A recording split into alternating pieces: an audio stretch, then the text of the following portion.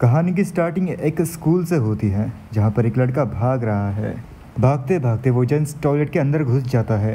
ये एक मोटा सा लड़का है जो कि हमारा मेन प्रोटैगनिस्ट है। इसका नाम है आयात सुजी। एक बंदा उसे आवाज़ दे के बाहर बुलाता है कि उसे उसके साथ खेलना है, यानी कि बेसिकली वो उसको बुली करने वाला है। ये काफ़ी सारे लफंगे लड़कों का एक झुंड है जो कि उस दरवाजे पे लात मार के उसे तोड़ देते हैं, जिसकी वजह से जो हमारा मेन प्रोटैगनिस्ट है आयात सुजी वो गिर जाता है। जब उसने अपने सामने देखा तब वहाँ पर वो लफंगे लोग नहीं बल्कि एक इंसान है जो कि ऑफिस में बैठा हुआ है और उसके सामने काफ़ी सारे कागज़ रखे हुए हैं।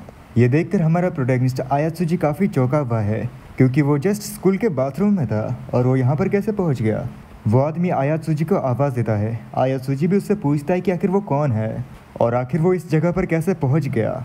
इसके ऊपर वो आदमी जवाब देता है कि वो गॉड है, शायद से उसकी दुनिया के लोग उसे यही पुकारते हैं और ये जगह एक तरह से गवर्नमेंट ऑफिस है उसकी दुनिया के अकॉर्डिंग। और आज वो किसी और दुनिया को बचाने के लिए जाने वाला है जिसका नाम है प्लूयस आर्क, ऐसा ही कुछ नाम है। आयात सुजी उससे कुछ पूछना चाहता है लेकिन वो गॉड या फिर जो भी है वो काफ़ी बिजी है, इसलिए वो आयात सुजी से कहता है कि वो काफ़ी बिजी है, इसलिए वो उसे इस टास्क पे भेज रहा है। साथ ही साथ वो उसे पावर्स भी देने वाला है, इसलिए वो उसे अपनी स्टेटस विंडो को ओपन करने के लिए कहता है और वो उसे कुछ एक आइटम देता है जो कि उसका एक स्टार्टिंग बोनस है। देन तुरंत ही आयात सुजी को एक भी बोलने का मौका ना देते हुए वो उसे उस दुनिया में भेज देता है। अब यहाँ पर आयात सुजी की आंख खुलती है जो कि एक अलग ही दुनिया में है, लेकिन हाँ उसकी जो बॉडी है वो वही है, वो नहीं बदली। वो उस दुनिया को देखने के बाद बहुत ज़्यादा सरप्राइज है। वो अपने मन में कहता है कि क्या ये इसाकाई रीइंकार्नेशन है। देन कहता है कि नहीं, ये तो टेलीपोर्टेशन है और अपने स्कूल लाइफ को याद करते हुए अपने मन ही मन कहता है यानी कि इसका मतलब वो कमीने उसे बुली नहीं कर पाएंगे। ये उसके लिए बहुत खुशी की बात है और अब वो यहाँ पर काफ़ी सारे दोस्त बनाएगा और उस डीमन किंग को मार देगा और अब वो सीधा एडवेंचर गिल्ड की तरफ निकलने वाला है, यानी कि उसने काफ़ी सारे इसाकाई एनिमेस देख रखे हैं। देन हमें सीधा एडवेंचर गिल्ड का सीन दिखाया जाता है और अगर तुम्हें एडवेंचर गिल्ड के बारे में पता नहीं है तो मैं बता दूं कि ये एक ऐसी जगह होती है जहाँ पर तुम्हें पार्टी बनाने के लिए मेंबर्स मिलते हैं और साथ ही साथ क्वेस्ट मिलते हैं जिनकी वजह से वो लोग पैसा कमा पाते हैं। और जैसा कि उसने एक्सपेक्ट किया था ये बिल्कुल एनिमी की तरह है या फिर एक गेम की तरह। उसकी जो पास्ट लाइफ थी उसमें वो बस गेम्स खेला करता था जिन्हें खेलने के बाद वो अपने आप को बेहतर महसूस करता था। अब वो वहाँ पर क्वेस्ट देख रहा है तभी एक आवाज़ आती है। अगर वो खुद के लिए कंपेनियंस ढूंढ रही है तो वो उनके पार्टी में ज्वाइन हो सकती है। ये एक आदमी एक लड़की के ऊपर ज़बरदस्ती कर रहा है उसकी पार्टी में ज्वाइन होने के लिए। वो उससे कहता है कि उसे ऐसा एक्ट नहीं करना चाहिए बल्कि उनकी पार्टी में ज्वाइन हो जाना चाहिए। ये देखकर आयात सुजी थोड़ा सा घबरा जाता है और अपने मन में कहता है कि यहाँ पर तो हरासमेंट हो रही है, यानी कि यहाँ पर कुछ कमीने लोग हैं जो कि बुली करते हैं। ये उसके पास लाइफ जैसा है लेकिन नहीं, उसके पास एक चांस है क्योंकि अब वो कोई बुली नहीं है और ना ही उस दुनिया में है। और वो श्योर है कि जो लॉर्ड था या फिर गॉड था उसने पावर के बारे में जिक्र किया था या फिर अगर कुछ गलत भी हो गया फिर भी जो बाकी के लोग हैं वो उसे बचा लेंगे।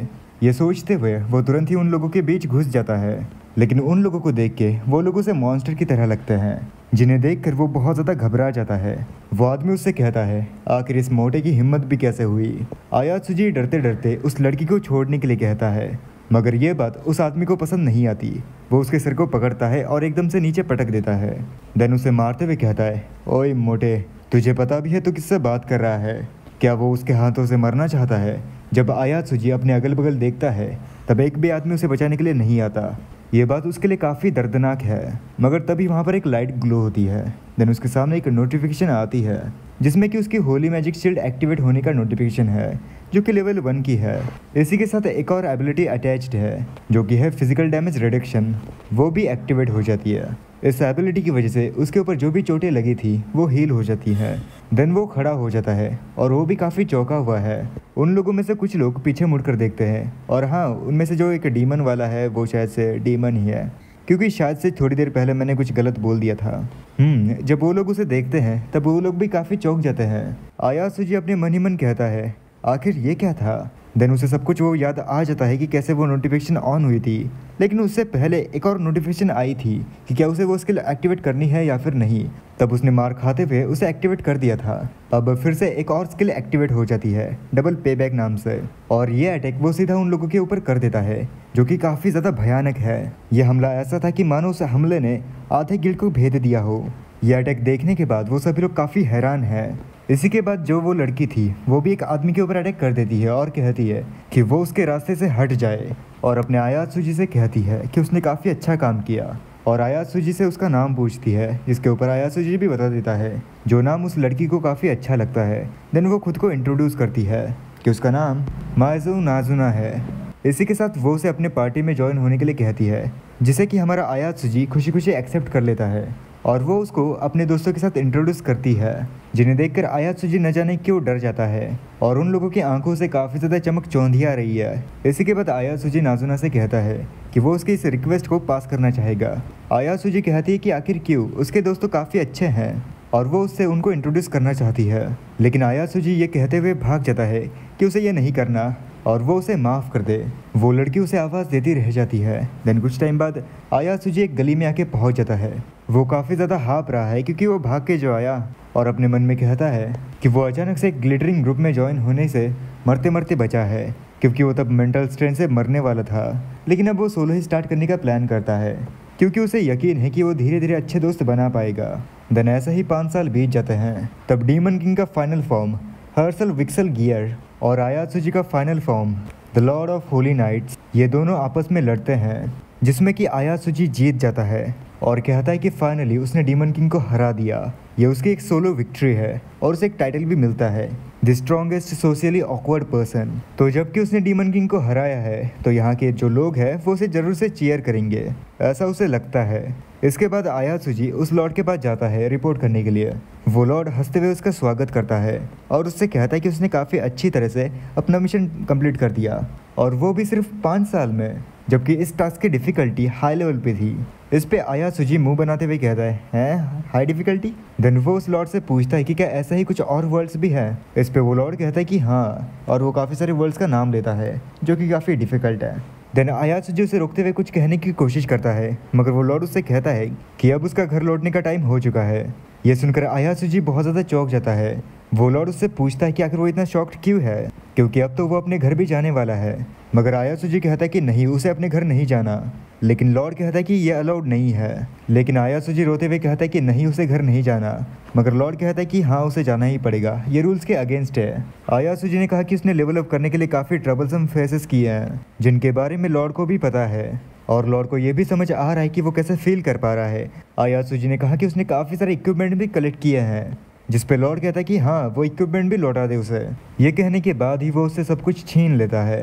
आयात्सुजी उससे कहता है कि ये फेयर नहीं है, मगर लॉर्ड उससे कुछ भी नहीं कहता और अपनी दुनिया में भेज देता है। जाने से पहले वो उससे कहता है कि वो अपना ख्याल रखे और हाँ, उस वर्ल्ड को बचाने के थैंक यू के रूप में उसने उसके लिए एक गिफ्ट रखा है, तो वो उससे उसकी लाइफ अच्छे से जिए। देन वो उसी जगह पर और उसी टाइम पे आ जाता है जब वो बुली उसे बुली कर रहे थे और उसे ढूंढते ढूंढते वॉशरूम के पास आए थे। उनमें से एक बंदे की लात हमारे आयात्सुजी को लग जाती है, जिसकी वजह से वो नीचे गिर गया। वो बुली उससे कह रहे थे, तो आखिर मजे करने के लिए वो उसके साथ क्या करे। उन्हें देखकर आयात्सुजी बस डरता रह जाता है और अपने मन में कहता है, आखिर क्यों, उसी के साथ ऐसा क्यों होता है।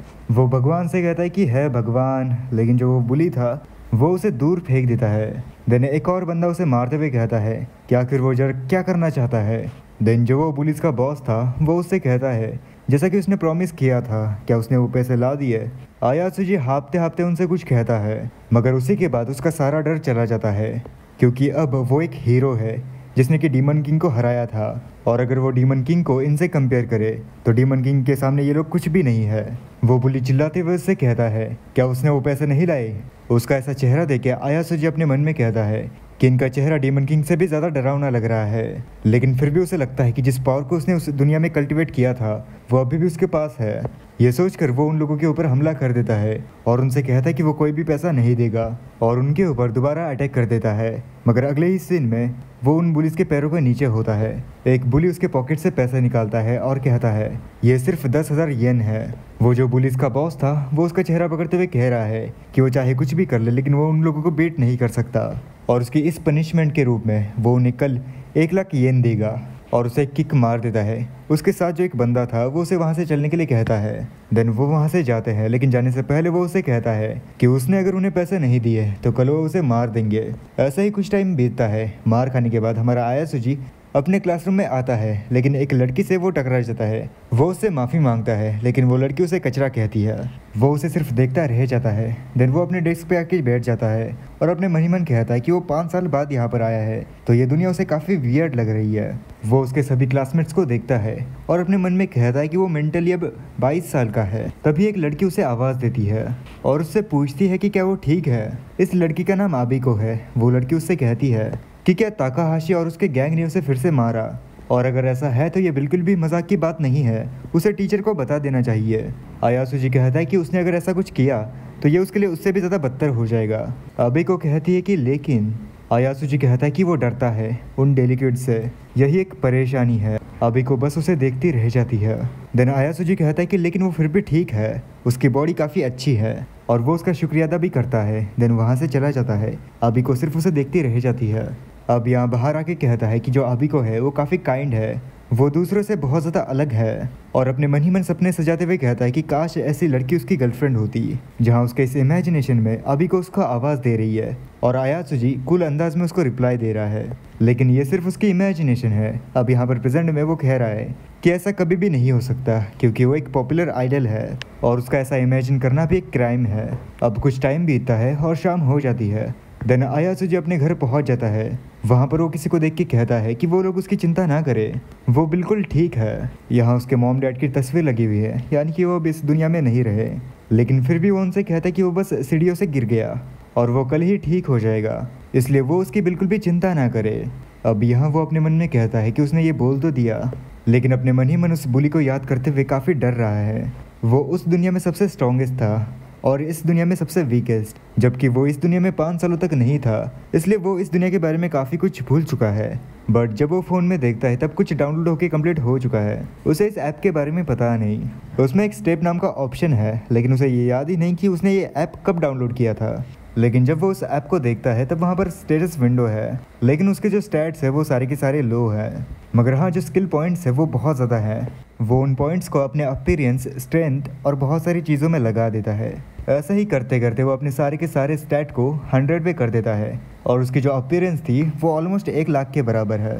इतना सब कुछ मैक्स करने के बाद भी उसके पास काफ़ी सारे स्किल पॉइंट्स बचे हुए हैं। ये शायद से इसलिए क्योंकि उसका लेवल अभी भी लो है, तो उसे जल्दी से जल्दी लेवल अप करना होगा, क्योंकि अपीयरेंस लेवल पे इफेक्ट नहीं करता। मगर उसे स्पेशल एबिलिटी के बारे में कुछ भी पल्ले नहीं पड़ा।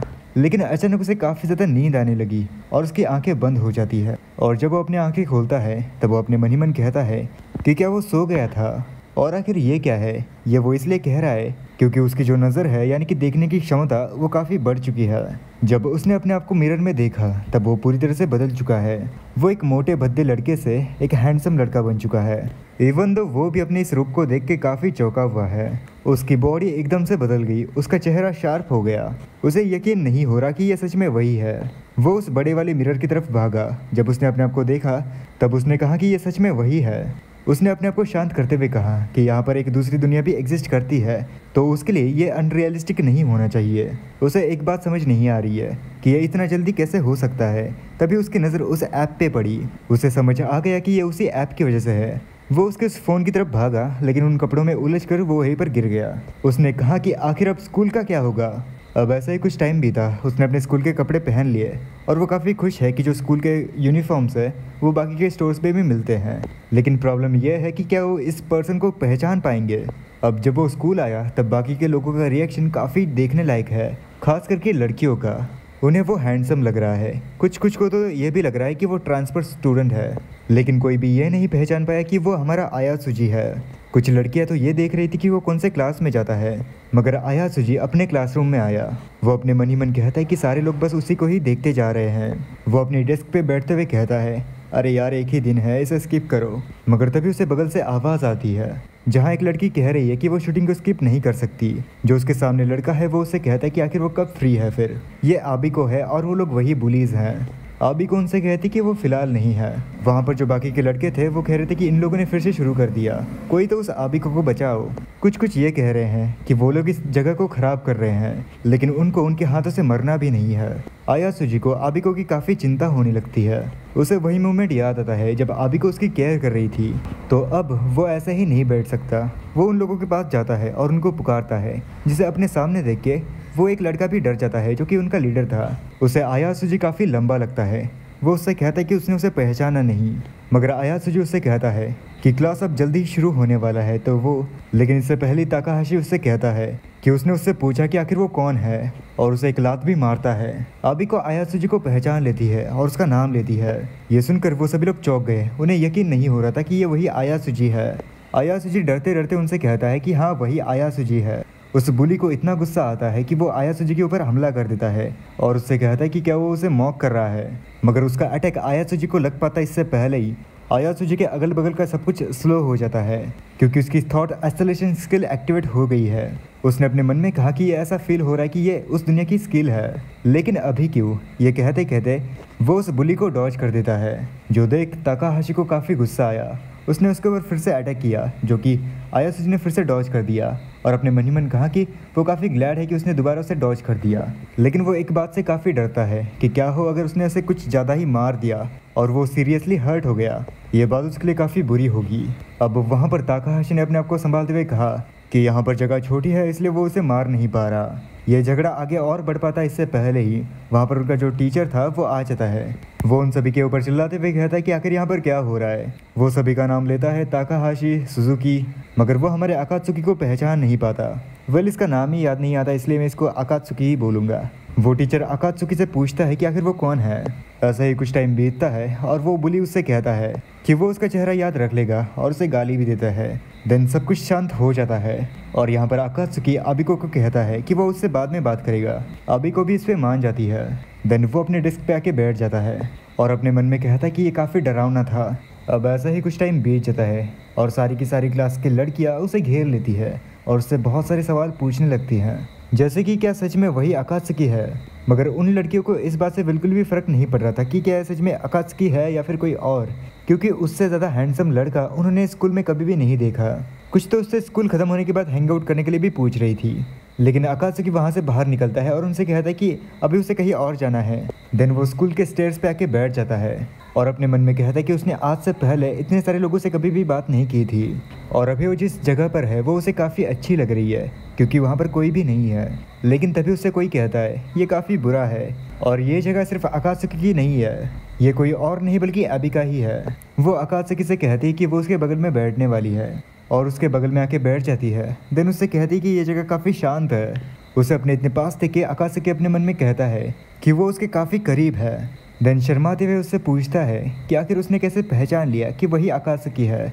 इसके ऊपर आबिको जवाब देती है कि उसकी आवाज़ से, और अगर इसको साइड में रखे तो जो उसकी आंखें हैं तो ऐसी आंखें सिर्फ अकात्सुकी की ही हो सकती हैं। ये कहने के बाद वो वहाँ से चली जाती है और अकात्सुकी से कहती है कि वो उससे बाद में मिलेगी। उसके जाने के बाद यहाँ पर अकात्सुकी बहुत ज़्यादा शर्मा रहा है। वो कहता है कि उसका दिल संभल नहीं पा रहा। आबिको ने उससे बस वही कहा जो उसे कहना था और चली गई।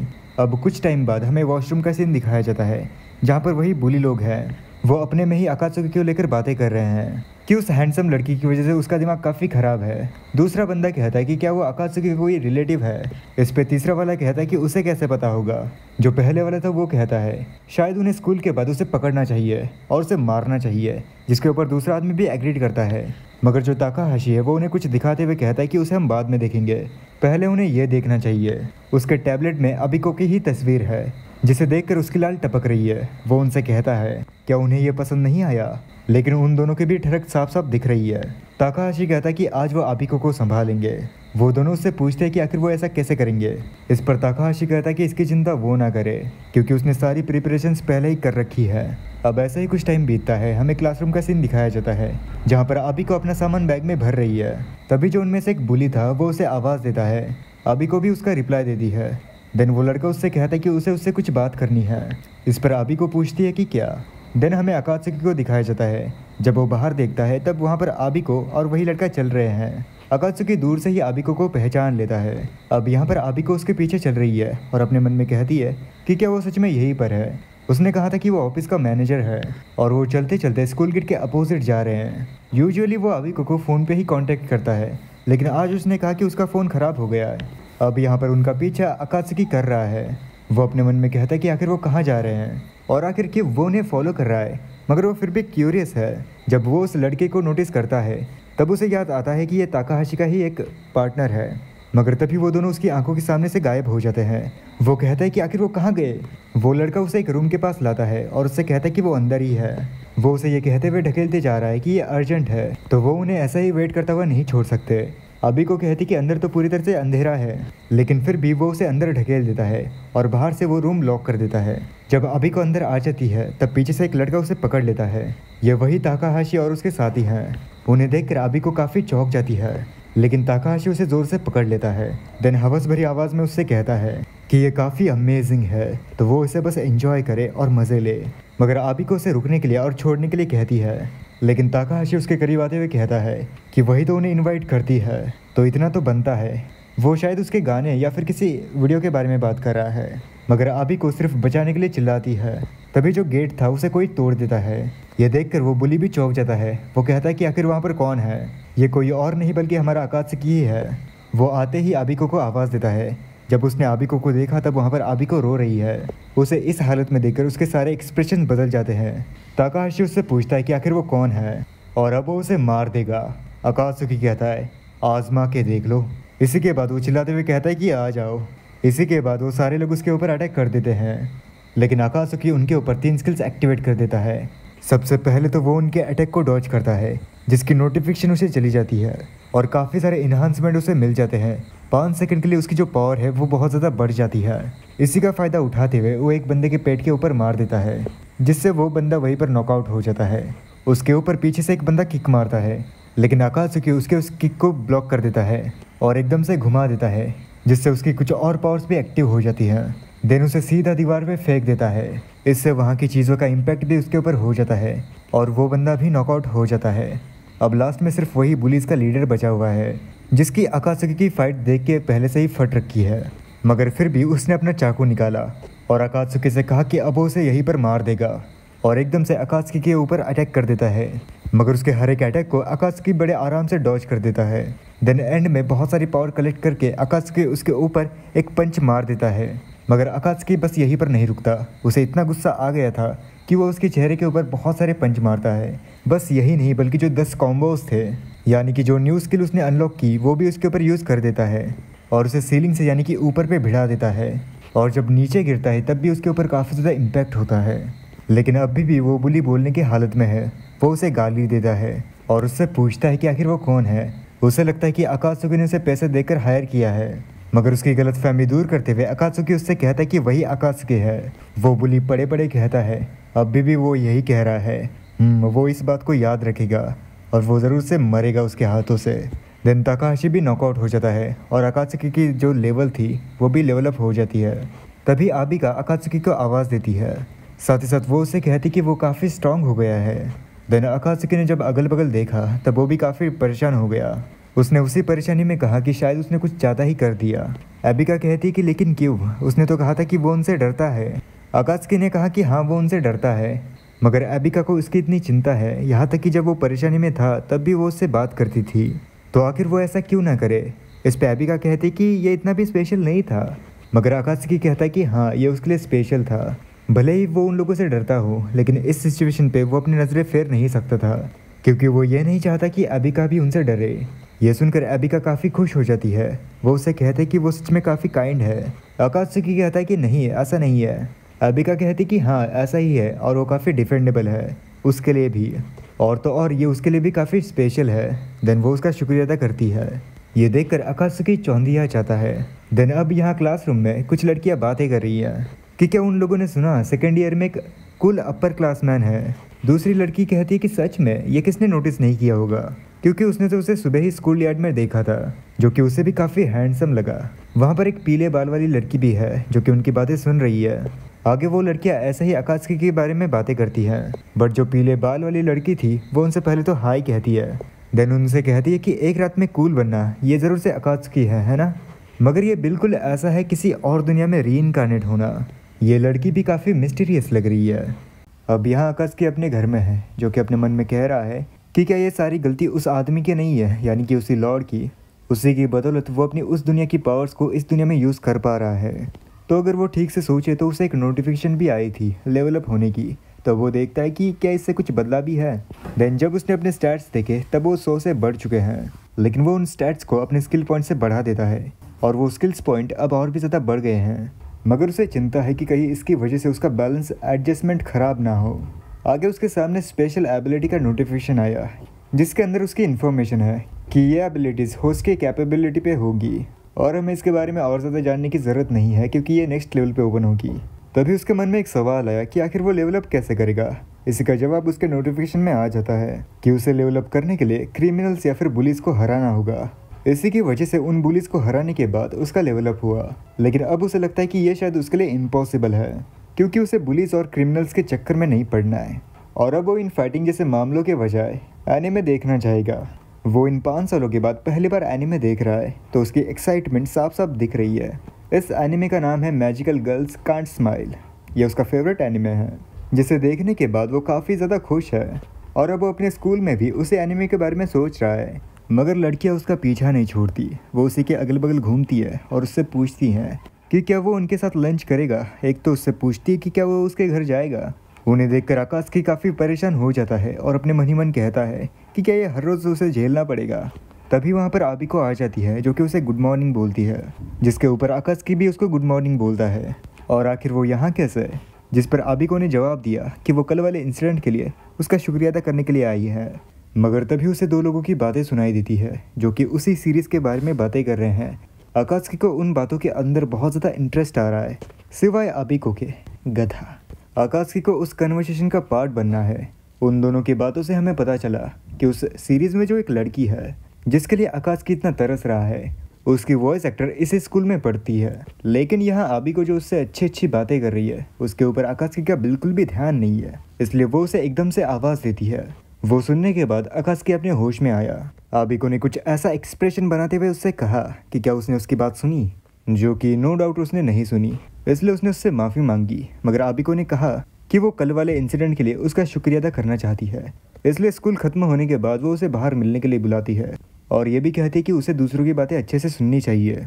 आकाश उससे कहता है कि उसे थैंक यू की ज़रूरत नहीं है, फिर भी आबिको उससे कहती है कि उसे अच्छा नहीं लग रहा है, तो क्या इस वजह से वो उसके साथ जा सकता है। ये बात अपना गधा समझ जाता है, इसलिए वो कहता है कि ठीक है। फिर आबिको ने कहा कि तो चलो ये तय हो गया कि स्कूल ख़त्म होने के बाद वो लोग मिलेंगे। ये कहने के बाद वो वहाँ से चली जाती है।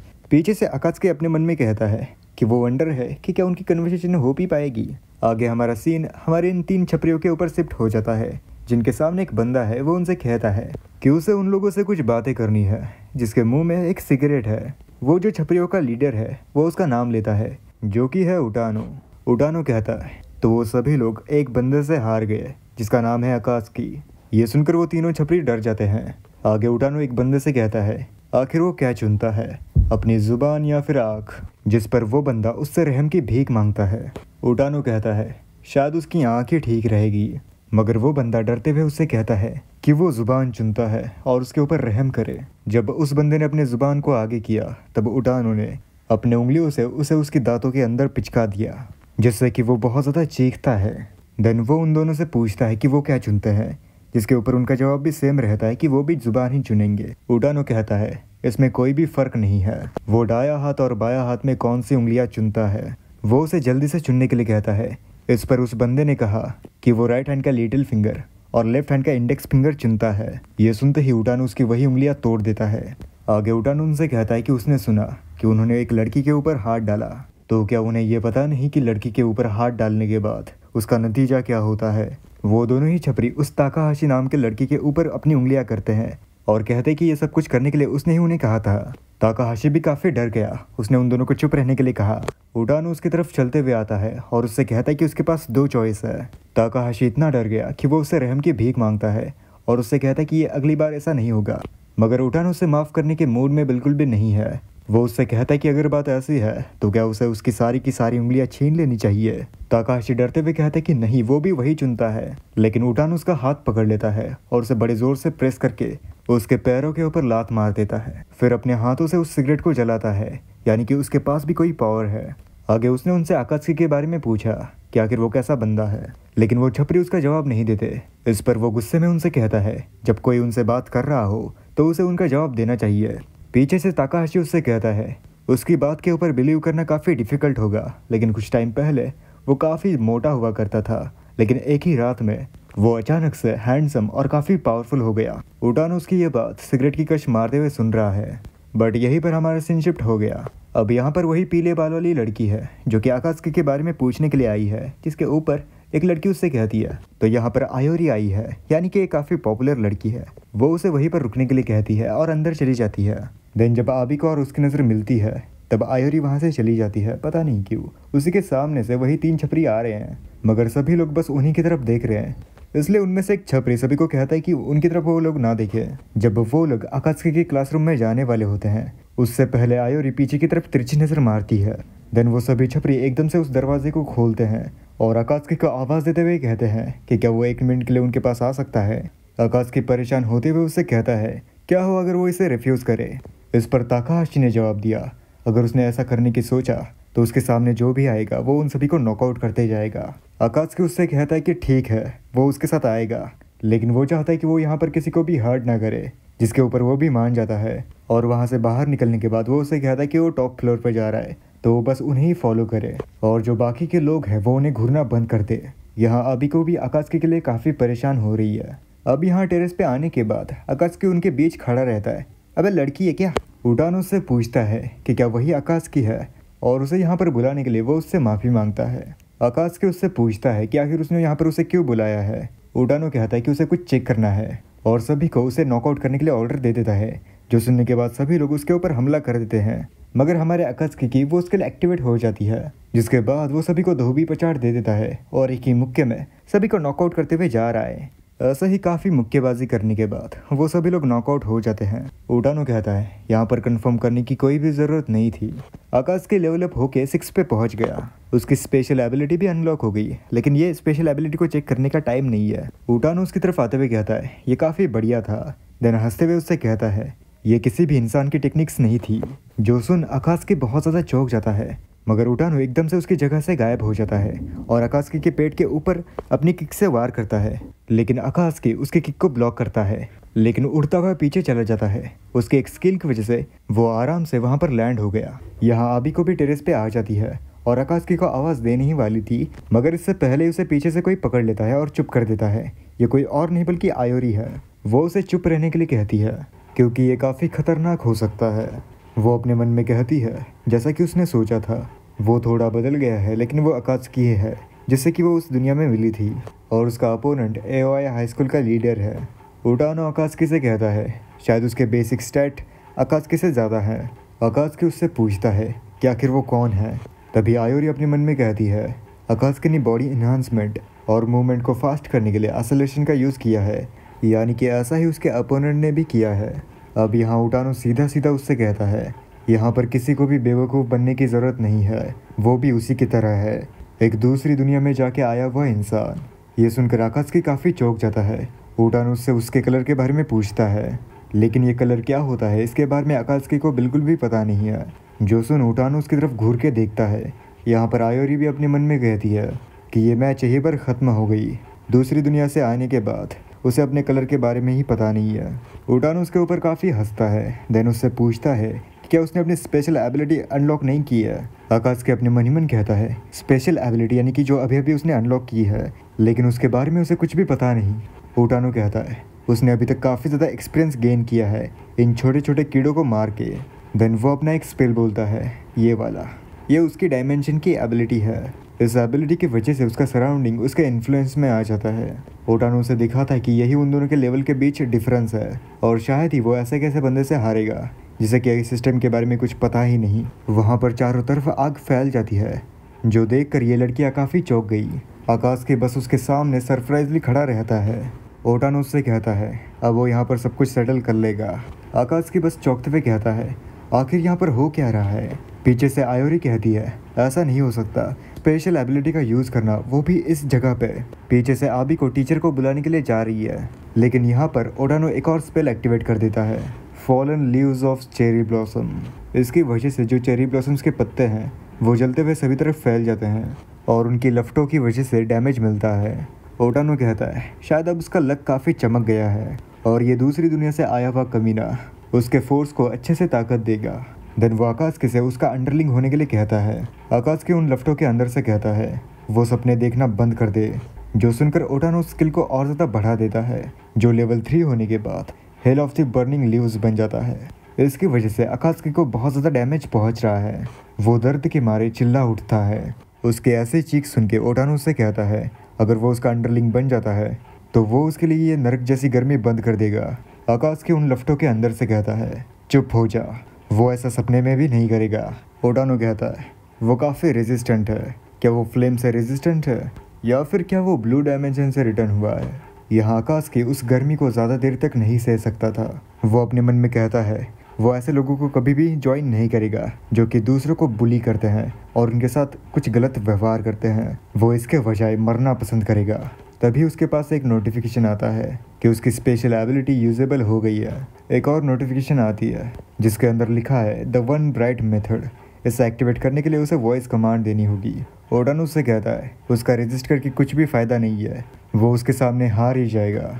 तभी कुछ देख के चौंक जाता है क्योंकि वहाँ पर अकात्सुकी ने अपनी एबिलिटी को एक्टिवेट कर दिया है। उसकी वॉइस रिकॉग्नाइज्ड हो जाती है और जो दी वन ब्राइट नाम की स्पेशल एबिलिटी है वो एक्टिवेट हो जाती है। उसके सामने कई सारे नोटिफिकेशंस आते हैं जैसे कि उसके अपोनेंट के एबिलिटी को एनालाइज करना कंप्लीट हो गया, एक्सट्रैक्टिंग ऑप्टिमल एबिलिटी भी कंप्लीट हो गई और जो existence near by transparent level 2 की स्किल है इससे वैनिश इनटू स्मोक की एबिलिटी भी एक्टिवेट हो जाती है। अकात्सुकी अपने मन में कहता है तो ये है उसकी स्पेशल एबिलिटी और ये एबिलिटी एक्टिवेट हो पाई उसकी वॉइस रिकॉग्नाइजेशन से। अब थोड़ी देर पहले जो हुआ था वो हमें दिखाया जाता है। वो नाक के लफ्टों में जब अकात्सुकी जल रहा था तब जो नोटिफिकेशन आई थी वॉइस रिकॉग्नाइजेशन की, तब उसने अपने मन में कहा था कि क्या उसे बस बोलना पड़ेगा। इसलिए उसने चिल्लाते हुए कहा an existence nearly transparent level 2 vanish into smoke. ये कहते ही वो एबिलिटी एक्टिवेट हो जाती है। इस एबिलिटी की वजह से hell of the burning leaves ये ओटानो की स्पेशल एबिलिटी नलीफाई हो जाती है। जो देख उसके तोते उड़ जाते हैं। सिर्फ उसी के नहीं, उसके पीछे जो आयानो है उसके भी। ये एबिलिटी देखने के बाद अकात्सुकी खुद बहुत ज़्यादा चौंक जाता है। आयोरी भी काफ़ी इम्प्रेस हो जाती है और अपने मन में कहती है उसने अपनी स्पेशल एबिलिटी को यूज़ किया और सामने वाले की एबिलिटी को नलीफाई कर दिया। ये ज़रूर से ब्लू ट्रेट होगा, लेकिन ब्लू ट्रेट डायमेंशन में काफ़ी लिमिटेशंस होती हैं। ओटानो कहता है ये काफ़ी ट्रबलसम एबिलिटी है, मगर उसका इस बारे में क्या ख्याल है। वो उसके सामने लेवल 7 की एबिलिटी एक्टिवेट कर देता है, fierce flame like fallen rain. ओटानो उससे बताता है कि इस एबिलिटी की वजह से जो फ्लेम्स है वो पूरे आसमान को घेर लेंगी और एकदम से उसके ऊपर बरस जाएंगे। मगर अकात्सुकी के साथ वही हो जाता है। उसकी एबिलिटी उसके अपोनेंट के एबिलिटी को एनालाइज कर देती है, देन उसे नलीफाई करने के लिए एक स्पेल देती है जैसा कि उसे वॉइस कमांड देनी होगी। अकात्सुकी को उसकी ये एबिलिटी पहले से अलग लगती है क्योंकि वो नाम अलग था, यानी कि उस एबिलिटी ने उस सामने वाले अपोनेंट के एबिलिटी को एनालाइज कर दिया, उसके बाद उसको एक वॉइस कमांड दे दी। इसलिए वो उसे बोलता है लेवल 5 ग्रीडी, जिससे कि ओटानो की वो स्किल भी नलीफाई हो जाती है। यह देखकर अकात्सुकी काफ़ी खुश हो जाता है। वो अपने मन में कहता है इसने वर्क किया, यानी कि आगे भी वो उसे संभाल लेगा। लेकिन ओटानो से कहता है शायद उसे पहले मैनुअल पढ़ लेनी चाहिए थी क्योंकि इस स्किल का यूज़ वो बार बार नहीं कर सकता, लेकिन तब तक जब तक उसकी स्किल लेवल 5 से ऊपर चली नहीं जाती। अकात्सुकी अपने मन में कहता है तो क्या वो उसके इस अटैक को रोक नहीं पाएगा। ओटानो ने उसके ऊपर अब लेवल 9 का अटैक कर दिया, the one who reduces the world into ashes. इस स्किल की वजह से वहाँ पर एक ड्रैगन समन हो जाता है जो कि काफ़ी ज़्यादा बड़ा है। ओटानो अकात्सुकी से कहता है अब सब कुछ खत्म हो गया। उस ड्रैगन को देखने के बाद अकात्सुकी भी बहुत ज़्यादा चौंक जाता है। अकात्सुकी की एबिलिटी भी उसे एनालाइज करके कंप्लीट हो जाती है। ये देखकर अकात्सुकी अपने मन में कहता है उसने तो कहा था कि वो अपने एबिलिटी को बार बार यूज़ नहीं कर पाएगा। अकात्सुकी की भी ये लेवल 9 की स्किल एक्टिवेट हो जाती है। इसका नाम बहुत बड़ा है तो मैं नहीं पढ़ने वाला, लेकिन अभी ये सब कुछ सोचने का टाइम नहीं है क्योंकि वो ड्रैगन उसके काफ़ी करीब आ गया। लेकिन फिर भी वो इस स्किल का नाम लेता है। इस स्किल की वजह से वहाँ पर वर्ल्ड प्रिजन डायमेंशन ऐसा ही कुछ एक्टिवेट हो जाता है। उसके अंदर से 2 हाथ बाहर निकलते हैं। ये प्रिजन वार्डन है जो कि समन हो गई, जो कि काफ़ी ज़्यादा भयानक है। वो इतनी बड़ी है कि वो अपने 2 हाथों से ही उस ड्रैगन को पकड़ लेती है। ये देखने के बाद ओटानो काफ़ी ज़्यादा चौंक जाता है, साथ ही साथ आयोरी भी। वो अपने मन में कहती है आखिर ये क्या है। वो उसे अपने अंदर खींच रही है और वो रेडिकुलस स्केल्स, वहाँ पर टर्मिनेशन एंड रीबर्थ स्टार्ट हो जाता है। ओटानो चौंकते हुए अपने मन में कहता है ये इम्पॉसिबल है, डीमन को समन करना ये तो ब्लैक डायमेंशन का एबिलिटी है, लेकिन आखिर एक इंसान में 2 कलर्स कैसे हो सकते हैं। अकात्सुकी को नोटिफिकेशन आती है कि उसके अपोनेंट की वजह से उसे एक मिशन और रीबर्थ मिला है। उस डीमन ने उस ड्रैगन को अपने पेट के अंदर ले लिया मगर वो ड्रैगन उसके पेट को फाड़ के बाहर निकलता है, जिससे कि वो टर्मिनेशन एंड रीबर्थ कंप्लीट हो जाती है। एक तरह से ये ड्रैगन ट्रांसफॉर्म होके एबेस के डार्कनेस ड्रेक में कन्वर्ट हो गया। वो एबिलिटी उसका टारगेट भी अपने आप ही सेट कर देती है, जो कि कोई और नहीं बल्कि ओटानो ही है। वहाँ पर काउंटडाउन स्टार्ट हो जाता है। वो ड्रैगन गॉडजिला की तरह आसमान से एनर्जी कलेक्ट करता है, देन वो सारी एनर्जी की बीम ओटानो के ऊपर डाल देता है। ये टारगेट के ऊपर डायरेक्ट हिट है और अटैक 5 सेकंड में ख़त्म हो जाएगा, यानी कि टारगेट खत्म होने के बाद। मगर आकाश उसके एबिलिटी को रोकने के लिए कहता है, क्योंकि इतना काफ़ी है। उसकी 5 सेकंड की काउंटडाउन खत्म होने ही वाली थी, लेकिन उससे पहले ही आकाश उस एबिलिटी को बंद करने के लिए कहता है, जिसे कि सिस्टम भी एक्सेप्ट कर लेता है। वहाँ पर धुंधे झड़ती है। आकाश को लगा कि सब कुछ ठीक हो गया। वो ओटानो से पूछता है कि क्या वो ठीक है, मगर ओटानो उसका सिर पकड़ लेता है, जो देखकर आकाश भी काफ़ी चौंक जाता है। लेकिन ओटानो की आंखें पूरी तरह से सफ़ेद पड़ गई है, जिससे कि वो वहीं पर बेहोश हो जाता है। आकाश उसे उठाने के लिए उसके पास जाता है, लेकिन सिस्टम उसे बताता है कि उसकी जो HP है वो 5 से कम है, इसलिए उसका फोर्सफुली स्लीप मोड एक्टिवेट हो जाता है। उसकी आंखें बंद होने से पहले आबिको उसके सामने ही है, मगर फाइनली काफ़ी टाइम बाद सिस्टम उसे बताता है कि उसने ओटानो को हरा दिया। आकाश अपने मन में कहता है कि इसके काफ़ी सारे कॉन्सिक्वेंसेस थे, लेकिन उसे हराने के बाद उसे काफ़ी अच्छा लग रहा है। उसके बहुत सारे लेवल अप भी होते हैं। यहाँ पर आयोरी भी वहाँ से चली जाती है। उसका लेवल अप होकर लेवल 6 से सीधा 20 हो गया। अब यहाँ पर ओटानो के सपने में वो अपने सामने 2 इंसानों को देखता है, जहाँ पर एक उसकी माँ है और दूसरा साइड से उसका पिता, जो कि उसे ऑलमोस्ट मारने ही वाला है। और ओटानो बस बेबस खड़ा है। इसकी वजह से वो चिल्लाते हुए अपनी मदर का नाम लेता है और एकदम से उठ जाता है और अपने मन में वही सब कुछ याद करता है और कहता है तो शायद वो हार गया। यहाँ पर आकाश की भी आंखें खुलती है। वो अपने आप को क्लिनिक में पाता है, लेकिन उसे ज़्यादा कुछ समझ नहीं आ रहा। जब वो वहाँ पर उठने की कोशिश करता है तब वहाँ पर आबिको है, जिससे कि उठते उठते उन दोनों की टक्कर हो जाती है। वो आबिको से माफ़ी मांगता है, लेकिन आबिको उससे कहती है कि क्या वो ठीक है। आकाश ने कहा कि आखिर वो कहाँ पर है। आबिको जवाब देती है कि वो हॉस्पिटल में है। और क्या उसे रूफटॉप के एक्सीडेंट के बारे में पता है। शायद से रूफटॉप पर सिलेंडर ब्लास्ट हो गया, जो बात आकाश को समझ नहीं आती। आगे आबिको कहती है उसमें ज़्यादा कुछ नहीं हुआ, उसमें बस कुछ लोगों को माइनर इंजरीज हो गई और वो भी काफ़ी लकी है कि उसे भी ज़्यादा चोट नहीं लगी। आकाश अपने मन में कहता है यहाँ पर कुछ तो गलत है, और अपने मन में कहता है कि हाँ, उसने अपने स्कूल का प्रॉमिस तोड़ दिया, तो शायद उसे उनसे माफ़ी मांगनी चाहिए। वो आबिको को आवाज़ देता है, देन अपने मन में रियलाइज़ करता है कि वो दोनों यहाँ पर अकेले हैं, इसलिए वो काफ़ी नर्वस हो रहा है। वो उससे कुछ कहने जाता है, लेकिन तभी वहाँ पर कोई चिल्लाते हुए कहता है कि उससे कुछ बात करनी है। ये कोई और नहीं बल्कि ओटानो है। आकाश उससे पूछता है कि आखिर उसे क्या कहना है। आबिको वहाँ से जाते हुए कहती है कि शायद उसे यहाँ से जाना चाहिए, वो बाहर उसका वेट करेगी। देन उन दोनों के बीच वहाँ पर साइलेंस हो जाता है। आकाश अपने मन कहता है शायद अब वो मरने वाला है, क्योंकि उसने उसे अभी तक माफ़ नहीं किया। लेकिन क्या ये निगोशिएशन से सॉल्व नहीं हो सकता। यहाँ ओटानो अपने मन में कहता है इस बंदे की पावर काफ़ी ज़्यादा यूज़फुल है, वो बैटल में एसेट की तरह काम आएगी। लेकिन अगर वो ऐसा ही डरता रहा तो यहाँ पर ये कन्वर्सेशन भी नहीं हो पाएगी, इसलिए वो हंस के उससे बात करने का सोचता है। देन वो आकाश को आवाज़ देता है और हंसते हुए उससे कहता है चलो बाहर चलते हैं। लेकिन उसकी वो हंसी काफ़ी डरावनी थी, जो देखकर आकाश काफ़ी ज़्यादा डर जाता है और अपने मन कहता है अब हो गया, आज उसका खेल ख़त्म है। लेकिन ओटानो से कहता है कि वो उसके साथ कुछ भी नहीं करेगा, उसे सिर्फ उससे कुछ सवाल पूछने हैं और वो भी उससे कुछ सवाल पूछ सकता है। क्या उसे उससे कुछ जानना नहीं है, तो अब उसके साथ जाना है या फिर नहीं, ये फैसला उसका है। कुछ टाइम बाद हमें उन दोनों को बाहर दिखाया जाता है, जहाँ पर ओटानो कह रहा है तो इस बार ये इंसिडेंट गैस एक्सप्लोजन के एक्सीडेंट में बदल गया। आकाश कहता है कि हाँ, और किसी को भी ये याद ही नहीं कि वहाँ पर क्या हुआ था। ओटानो से पूछता है तो उसने अपनी अपीयरेंस चेंज कर दी। आकाश कहता है क्या। ओटानो कहता है आखिर कैसे। आकाश कहता है अरे भाई कहना क्या चाहते हो। ओटानो कहता है वो पूछ रहे उसके अगल बगल जो लोग हैं उनके रिएक्शन के बारे में। आकाश कहता है पहले तो किसी को भी उसके ऊपर यकीन नहीं था। ओटानो कहता है लेकिन धीरे धीरे उन लोगों ने उसे एक्सेप्ट कर लिया, जो एक्सेप्ट करना काफ़ी अननेचुरल है। जबकि अब आकाश इसके बारे में सोच रहा है तो उसे भी ये बात सच ही लग रही है। ओटानो ने उसे बताया कि कल तक लोग इस बारे में सब कुछ भूल जाएंगे, तो कोई भी उनके ऊपर सवाल नहीं उठाएगा, तो उसे भी इसके बारे में समझना चाहिए। ये सुनकर आकाश चौंक जाता है। आगे ओटानो से बताता है कि ये जो मेमोरीज है वो बार बार रिटर्न की जाती हैं, जबकि वो अलग दुनिया से रिटर्न हुए हैं, इसलिए फोर्सफुली उनके फ़ोन में वो ऐप इंस्टॉल किया गया है। और वो ऐप जिनके पास है सिर्फ वही लोग उन यादों को याद रख सकते हैं। आकाश की कहता है क्या मेमोरीज रीरिटर्न होती है, तो इसलिए उनकी जो फाइट हुई थी उससे बाकी दुनिया को ज़्यादा फर्क नहीं पड़ा। ये काफ़ी ज़्यादा अमेजिंग है। ओटानो उससे कहता है उसे सच में इसके बारे में कुछ भी नहीं पता। इसके जवाब में आकाश की कहता है कि हाँ, ये इसलिए क्योंकि वो अभी अभी उस दुनिया से रिटर्न हुआ है। ओटानो कहता है क्या वो ऐसे आदमी से हार गया। इस पर आकाश उससे माफ़ी मांगता है। देन ओटानो से कहता है कि उसे एक जवाब चाहिए कि आखिर उसके पास 2 कलर्स कैसे हैं।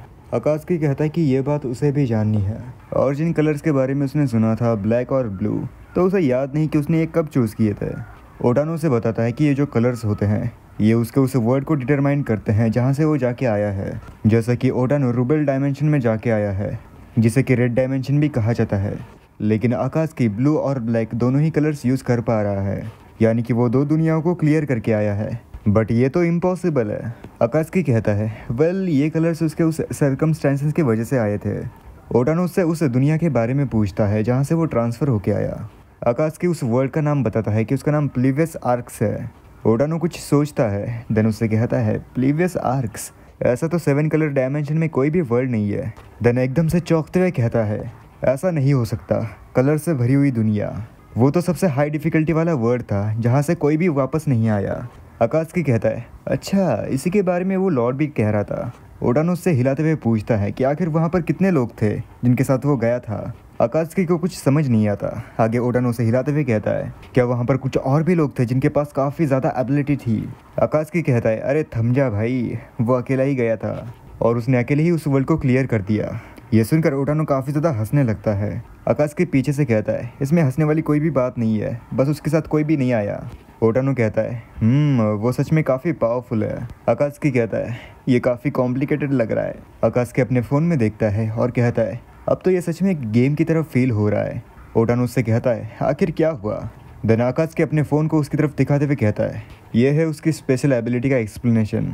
तो ये जो आकाश की एबिलिटी है, द वन ब्राइट मेथड, ये अपने अपोनेंट के एबिलिटी के अकॉर्डिंग उसके वीकनेस को ढूंढता है, देन उसे ख़त्म कर देता है। ये रीड करने के बाद ओटानो काफ़ी चौंक जाता है और अपने मन में कहता है ऐसी एबिलिटी, ये सच में काफ़ी ज़्यादा पावरफुल है।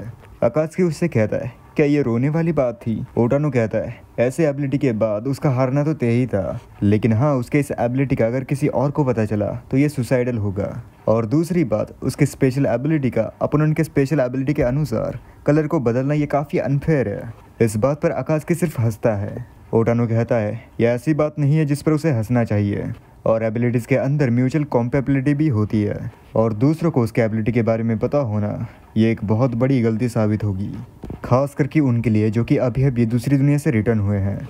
तो आकाश इस बारे में दूसरों को बिल्कुल भी ना बताए। इसके ऊपर आकाश कहता है कि हाँ, वो समझ गया और वो केयरफुल भी रहेगा। देन आकाश उससे पूछता है कि क्या यहाँ पर कुछ और भी लोग हैं जो कि दूसरी दुनिया में जाके आए हैं। ओटानो से बताता है कि जो भी लोग सिटी के हाई स्कूल में डिस्ट्रिक्ट को कंट्रोल करते हैं वो दूसरी दुनिया से रिटर्न हुए हैं। आकाश परेशान होते हुए कहता है क्या कंट्रोलिंग, क्या वो डेलिंक्विट्स और ट्रबल मेकर्स है। ओटानो से कहता है डेलिंक्विट्स की उसे डेफिनेशन पता नहीं, लेकिन जो भी कंट्रोल करते हैं वो गैंग लीडर्स ही होते हैं। ये सुनकर आकाश अपने मन में कहता है ये जितना उसने सोचा था उससे भी ज़्यादा बदतर है, तो वो इसे अवॉइड करने की और इससे जल्दी से जल्दी निकलने की कोशिश करेगा। देन ओटानो वहाँ से उठने के बाद कहता है अब से उसे ही उन लोगों को संभालना है। वहाँ पर ऐसे काफ़ी सारे चिल्लू पुल्लू लोग हैं, तो वो उन्हें बड़े आसानी से हरा सकता है।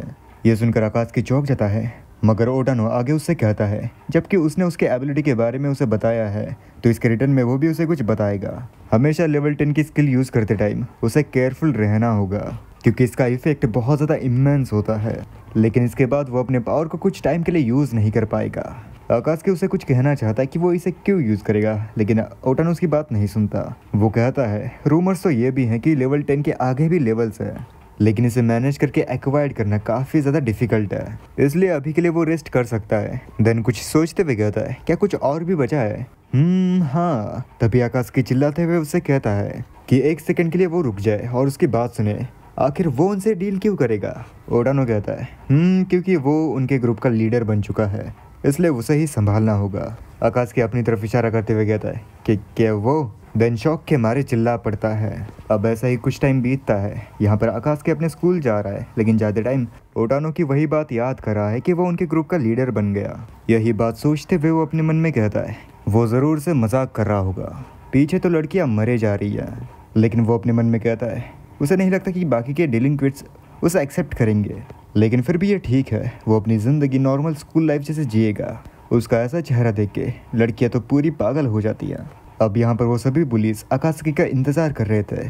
तब जब उनमें से एक आकाशी को देखता है, वो चौंक जाता है और कहता है ये तो आकाशी है। देन जब आकाशी उनके सामने आता है तो वो सभी लोग उसके सामने झुक जाते हैं और उसे गुड मॉर्निंग विश करते हैं। ये देखने के बाद आकाशी बहुत ज़्यादा ही चौंक जाता है। अब यहाँ पर वो सभी लड़के उसका रास्ता साफ कर रहे हैं, बाकी के उसके पीछे उसे प्रोटेक्ट कर रहे हैं और सभी को उन्हें घूरने से मना करते हैं। देन जब वो क्लासरूम में आता है तभी वहाँ पर उसे झुक के वो सलाम करते हैं और उससे कहते हैं कि अभी वो जा रहे हैं, अगर उसे कोई काम हो तो वो ज़रूर से उन्हें बुलाए। मगर आकाशी उनसे कहता है कि उन्हें यहाँ पर आने की बिल्कुल भी ज़रूरत नहीं है और दरवाज़ा बंद कर देता है। देन अपने डेस्क पे आते हुए कहता है उसे लगता है कि अब वो मर ही जाएगा। उसे उसकी जगह काफ़ी पीसफुल लगी, मगर तभी वहाँ पर कुछ लड़कियाँ आ गई और उससे कहने लगी तो वो इस स्कूल का बॉस बन गया। वो काफ़ी ज़्यादा हैंडसम और बहुत स्ट्रांग है। ऐसा ही सभी लड़कियां उसे घेर लेती है और उसे कहती हैं कि वो चाहती कि आकाशी उन्हें प्रोटेक्ट करे। आकाशी उनसे कहता है नहीं, ये बस उनकी मिस्टेक है। देन जब उसकी क्लास ख़त्म होती है तब वो दौड़ते हुए उसकी क्लास से बाहर निकलता है क्योंकि उसका पीछा ये चुड़ैलें कर रही है। वो अपने मन में कहता है ये इम्पॉसिबल है, वो बिल्कुल भी काम डाउन नहीं हो रहा। ये भसड़ आबी को भी देख लेती है। अब वो दौड़ते हुए स्कूल के रूफटॉप पे आ जाता है। देन वहाँ का दरवाज़ा बंद करते हुए वो अपने मन में कहता है आखिर यहाँ पर चल क्या रहा है। तभी उसे कोई आवाज़ देता है, ये कोई और नहीं बल्कि आयोरी है। आकाशी कहता है ये लड़की, इसे तो उसने कहीं देखा है। तब उसे उसके वर्ड के बारे में याद आता है जहाँ पर इसने उसे उसकी पार्टी में इनवाइट किया था। उसका वैसा एक्सप्रेशन देख के आयोरी परेशान हो जाती है। देन आकाशी उसको पहचानते हुए उसका नाम लेता है जो कि उसने उस वर्ल्ड में बताया था, जो कि था नाजुना। ये सुनकर वो भी चौंक जाती है। नाजुना उसे कहती है उसे फॉर्मल होने की ज़रूरत नहीं है क्योंकि वो उससे बड़ा है और उसने ओटानो के साथ उसकी फ़ाइट देखी थी जो कि काफ़ी ज़्यादा अच्छी थी। आकाशी उससे कहता है तो वो देख पा रहा है कि वो भी दूसरी दुनिया में जाके यहाँ पर आई है, लेकिन आयुरी उससे सीधा उसके कलर के बारे में पूछती है। ये सुनकर आकाशी को ओटानो की वो बात याद आती है कि उसे अपने कलर के बारे में किसी को भी नहीं बताना है। वो अपने मन में कहता है ये फिर से नहीं, वो 2 कलर को यूज़ कर सकता है, ये उसके एबिलिटी की वजह से है, तो क्या ये उसे आयुरी को बताना चाहिए। लेकिन वो उसे इसके बारे में नहीं बताता, उल्टा उससे कहता है कि इसके बारे में ओटानो ने भी मेंशन किया था। आयोरी कहती है तो उसने अपने ऐप को चेक नहीं किया, इसलिए वो उससे चैट आईडी मांगती है। आकाशी भी उसे दे देता है, इसके लिए आयोरी उसका शुक्रिया अदा करती है। फिर वो उससे कहती कि वो उसकी स्क्रीन उसके साथ शेयर करेगी। वो उसे कुछ दिखाती है लेकिन आकाशी का उसके ऊपर ध्यान नहीं होता। वो अपने मन में कहता है उसे यकीन नहीं हो रहा कि उसने अभी एक लड़की के साथ कॉन्टेक्ट शेयर किया। आयोरी उससे कहती है क्या वो उसकी बात सुन रहा है। वो उसे स्क्रीन चेक करने के लिए कह रही है। आकाशी उससे माफ़ी मांगता है। देन आयोरी कहती है यहाँ पर वो अपने कलर को चेक कर सकता है और हर एक कलर को ट्रेड्स और कंपेबिलिटी होती है। अगर एग्जाम्पल की बात करें तो रेड वाला अटैक के लिए है, ब्लू वाला निगेशन के लिए। ऐसे ही बहुत सारे कलर्स हैं जैसे कि ग्रीन जो कि डिमोनिक प्लांट्स को समन करने के लिए होता है और पर्पल कंट्रोलिंग के लिए। आकाशी कहता है क्या वो इन सबको याद भी रख पाएगा। देन वो उसे रुकने के लिए कहता है और उससे पूछता है कि जैसे कि वो भी दूसरी दुनिया में जाके आई है तो क्या उसके पास इरिडिसेंट नहीं है। आयोरी कहती है वो क्या है और क्या उसके पास कलर को चूज़ करने का ऑप्शन नहीं आया था। यह देखकर आकाशी भी चौंक जाता है और अपने मन में कहता है यहाँ पर कोई भी रेनबो ऑप्शन नहीं है तो क्या इसके बारे में उसे बताना चाहिए। आयोरी कहती है क्या कुछ गलत है। आकाशी कहता है कि नहीं, उसने ब्लैक कलर को चूज़ किया था। आयोरी कहती है शायद उसने कुछ मिस्टेक की थी। आकाशी अपने मन में उससे माफ़ी मांगता है क्योंकि वो उसके ऊपर ट्रस्ट नहीं कर पा रहा। देन आयोरी उसे अपने कलर के बारे में बताती है कि उसने येलो कलर चूज़ किया था। आकाशी कहता है येलो कलर तो इलेक्ट्रिसिटी के लिए होता है। आयोरी कहती कि हाँ ये कुछ ऐसा ही है। आकाशी उससे पूछता है कि आखिर वो ये सब कुछ उसे क्यों बता रही है, अगर उसने उसके कंपैटिबिलिटी का मिसयूज़ किया तो। इस पर आयोरी उसे चुप कराते हुए कहती है जो इंसान बाकियों का कर्जा उतारे वो गलत नहीं हो सकता। यही माज़ो फैमिली का मोटो है और वो ये बात कभी नहीं भूलेगी कि उसने उस दुनिया में सभी लोगों को आज़ाद किया था। ये सुनकर आकाशी काफ़ी शर्माने लगता है।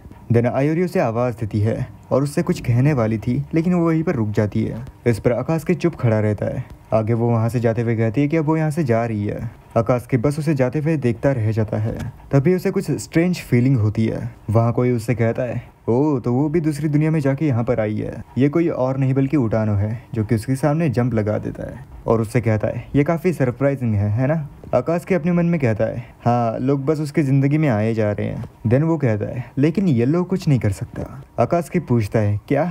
ओटानो से बताता है कि एक रूमर है कि उसके ऊपर नज़र रखी जा रही है और वो नज़र रखने वाला विस्ट हाई का बॉस है।